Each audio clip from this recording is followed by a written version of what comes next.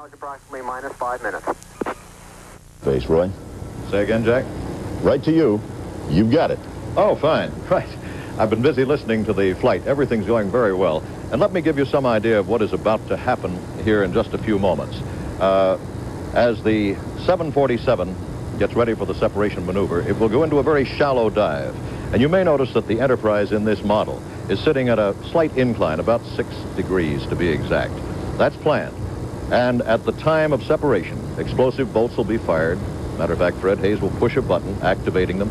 Those bolts will be fired, lifting the shuttle. The shuttle will then pitch up, and it will thereby be able to clear the tail of the 747, something about which many people seem to have been more worried than the astronauts because they've checked this out and worked it very carefully. Now, let's tune in. Let's see what's happening up there in the air, orbiting Edwards Air Force Base. Let's listen to the astronauts themselves and the 747 pilots. They're not saying anything, of course, at the moment. As soon as they do, I'll quiet down. Houston Control, we're showing altitude of 27,000 feet now. At 2 minutes, 41 seconds from pushover. Pushover clock will be updated at 1 minute.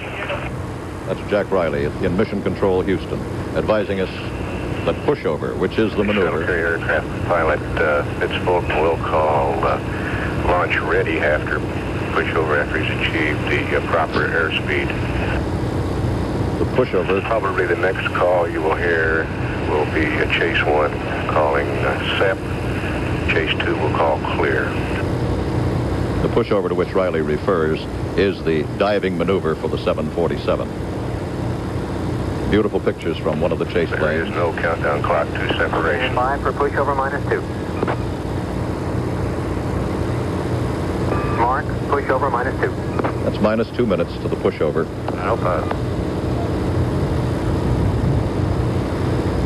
And the person calling that. Separation is the option of Fred Hayes after the launch ready call. We're hearing Houston Mission Control in direct communication with the astronauts and with the pilots of the 747. And Mr. Riley is in Mission Control in Houston, much like the flights that flew in space. That, of course, is preconceived because Houston Mission Control will be doing all the controlling for the later orbital flights of the shuttle, and so they're breaking in the flight crews now. And in this picture, you can see very clearly chase plane activity off to the side. Those chase planes are observing the 747 and the shuttle. Stand by for pushover minus 1.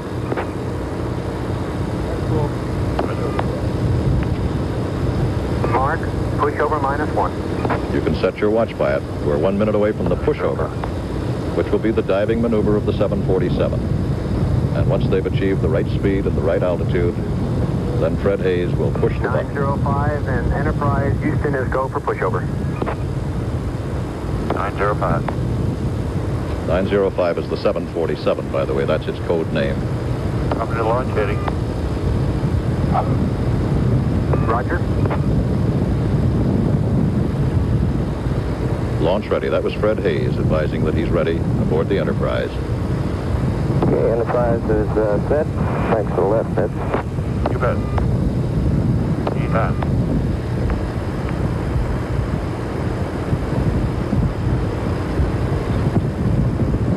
We're about 10 seconds away from the diving maneuver. 905, we're coming up on 4 seconds to pushover.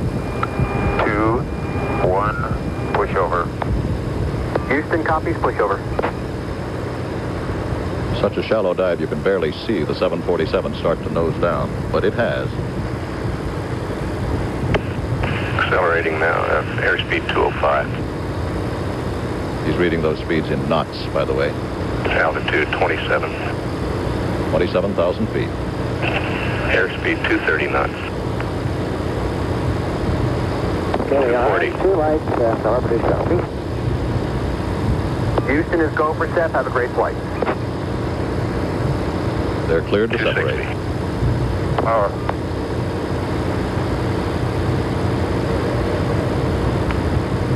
Launch ready. Take on There SEP. they go. They have separation. Phase 2 clear. Okay, we got a GPC light, lost the sync on 2, pushing over. Got a big X on computer number 2. Roger, stand by and halt on GPC number 2. Go for for mode 203.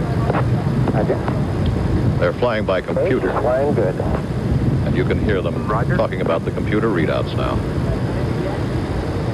250, starting flare. Putting on his flaps just like an He's airplane. conducting a practice landing at altitude now.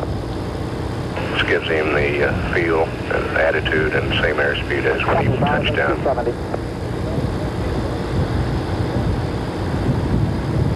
20,255.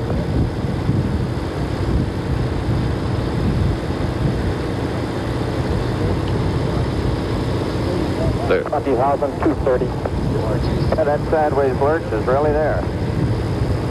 Yeah, looking great there, Fred. Okay, Houston, we're configured for the dismount start.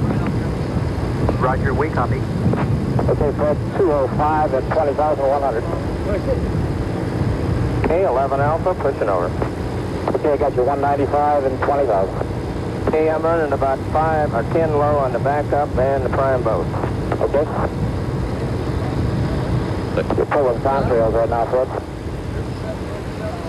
Enterprise Houston, we show perhaps a slightly low L over D. Descending now, and its rate of descent is about 4 times faster that of your average commercial airliner, but nobody is too worried about that. A commercial airliner could land at this speed with no trouble at all. Houston, I'm showing maybe a little high. Fred doesn't agree with the ground We analysis. recommend 30% speed brakes. Okay, Okay. board's coming open to 30. They are high on energy, so he's opening his speed brakes a little bit sooner than normal to dissipate some of that excess energy he has. Okay, the speed brakes open up brakes because are the coming. shuttle is in a dive. The speed brakes will hold the speed back so that shuttle is averaging about 270 knots or 310 miles per hour. 85. Now they're going to 50% brakes. Normally they only go to 30 on this flight, Looking good, Fred, open. but Okay, evidently they're open about 45 now. he does have excess energy, so they're going to open to 50 to dissipate the energy, so the landing will be nominal. Excess energy is a pilot's way of saying he's going too fast. Too fast and too high. Energy potential good. Enterprise, we show 8 miles out, 9 potential. We'll leave you here. Okay. Okay, looking good. About 2 minutes to the landing, about a minute and a half, rather. 280. Okay, why don't you use yours until we get a little lower?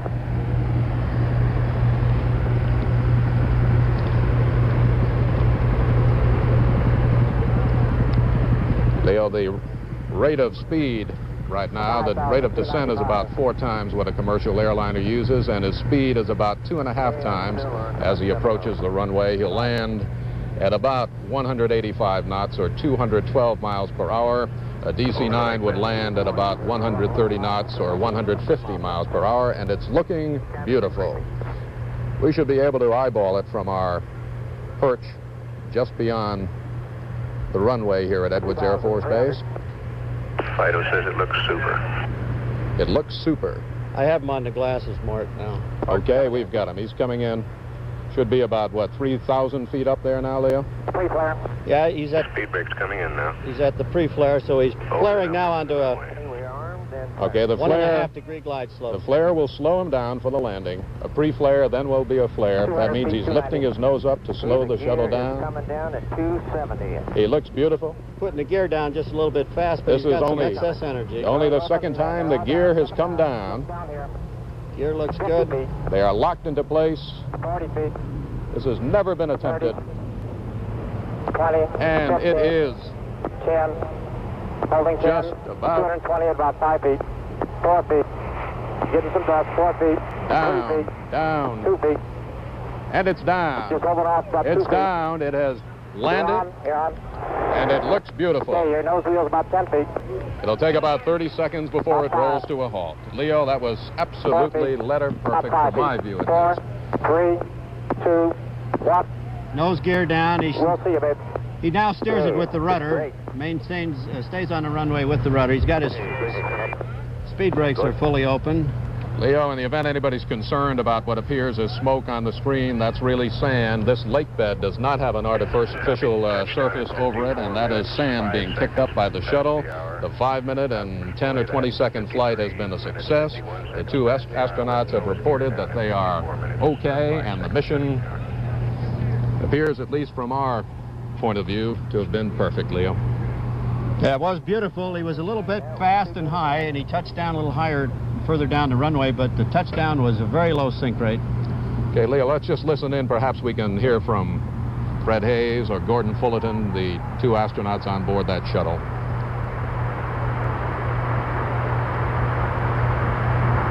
Guess they're not saying much.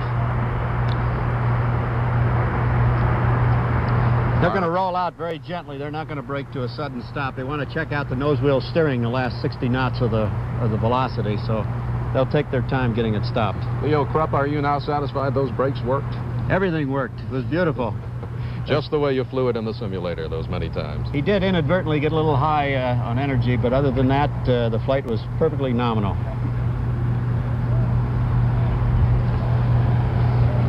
Just to repeat, the shuttle did not go into space today. This was the very first time it flew by itself. It was launched from atop a 747 jumbo jet at about 21,000 feet, flew 33 miles, took a bit over 5 minutes, and came into a safe landing here.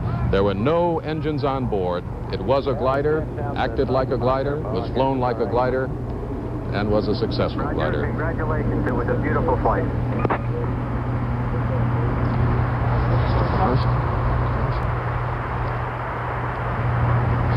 We got about a quarter knot, and we just stopped. Just came to a stop now. Okay, Leo, and the next time we'll see this vehicle fly, we expect, will be in the last week of August. I think they have penciled in an August 30th date for the next free flight. And Leo, this successful flight did not answer two major questions: the controversy over whether the $6.9 billion shuttle project is worth it, and whether there will be a need for the hundreds of space flights necessary to amortize the cost, as NASA says there will. But the flight was never intended to answer those questions. It answered at least three others, though. Yes, the shuttle can fly like a glider. Yes, it can land like one. And yes, once the shuttle landed, the brakes, Leo, did work. Leo Krupp, thank you. This is Morton Dean and Leo Krupp at Edwards Air Force Base, California.